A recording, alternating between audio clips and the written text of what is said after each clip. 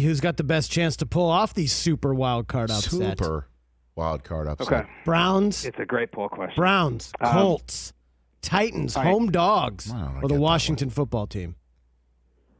Okay, I think that one of the people who is most upset, of which there are millions of people upset about Nate Sudfeld coming in for the Philadelphia Eagles, I think one who was secretly upset about it was Tom Brady.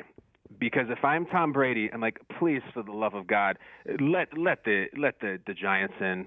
Even if the Cowboys won't let them in, I don't want to face those guys on the Washington line. No doubt. If you're 43 years old and you think you want to run away from those guys for a whole night, even their names are terrible. These are guys named Chase. And Sweat and Pain. That sounds like every middle-aged guy's nightmare, and that's what Tom Brady has to face. So Actually, can just Washington flip the table? Maybe. That's the one I'm hoping for because I think it would be the most shock and awe. Exactly. Talk about middle-aged nightmares. Just hearing those names made me want to pee in the middle of the night. Quite honestly. It's a real thing. But no, you're not wrong, though. Called middle of the night urination. Get off your phone. When are you going to be home? They have all the players named that. All the things we dread. Kyle.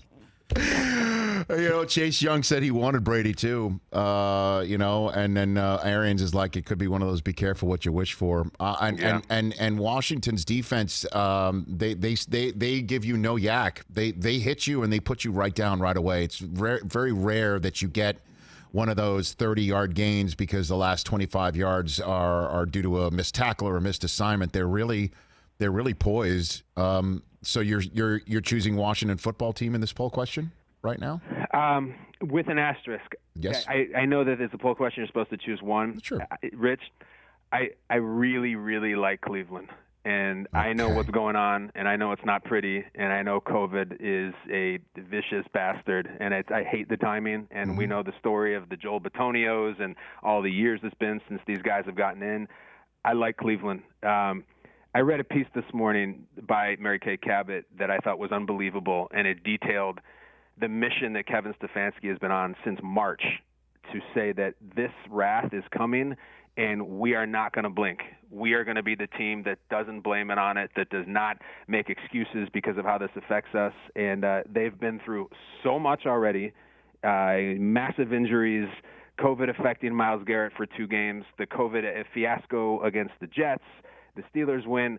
I think this team has an identity of bring it on, we will make us stronger, and I really, really like Cleveland this weekend. I know it's nuts, and I know they're up against a lot, and not having the head coach and the play caller and all that stuff. I don't think Pittsburgh's that great. And in a roundabout way, between the ears, psychologically, motivationally, what has transpired in the last 48 hours might actually be a good thing for Cleveland in terms of I think it's going to light the craziest fire they've ever had. Now, that is a heck of a take, and one that is in the realm of possibility, no question about it. Because, as you know, in the NFL, adversity is initially absorbed and then eventually attempted to be turned into opportunity. Sometimes, though, the adversity is too much, say, having the wrong play call dialed up, just as T.J. Watt is turning somebody into a turnstile. And, that can't be avoided. As much as Stefanski can download Alex Van Pelt with whatever he thinks he can, that can't be avoided. But the Steelers were your preseason pick for the AFC. What do you think happened, Kyle? What do you think happened with this team? Okay, so I think that they got wildly fatigued emotionally, physically. They eventually ended up losing on a Wednesday night. It's a very strange game. Right. And then I think there was absurdity where they were pissing teams off by dancing on their logos, and I don't think that was trivial. I don't think that was inconsequential. I think it played a huge role in the momentum of the Cincinnati game. And listen, they cannot run the ball. People are screaming at Pittsburgh, why don't you run the ball? I don't understand. All the good Steelers teams can run the ball. They can't. They know they can't. They've tried. And this is when I was terrified about the Pittsburgh Steelers in the playoffs. It wasn't when they lost. I don't care if they lose. I never thought they'd win all their games. I never even thought they'd go 13-3. They had a goal line sequence a couple of weeks ago where they had a 1st and goal, and they ran the ball, and they got absolutely stuffed.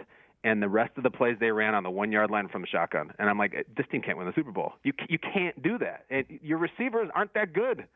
They're not good enough to win a Super Bowl when you run shotgun plays on the 1-yard line. That's when I was worried about them. Emotionally, they've been through some stuff, and physically, it's not that they don't run, they can't. And you can't win like that. Hey, you watched all the way to the end. Thanks for that. Watch more right here.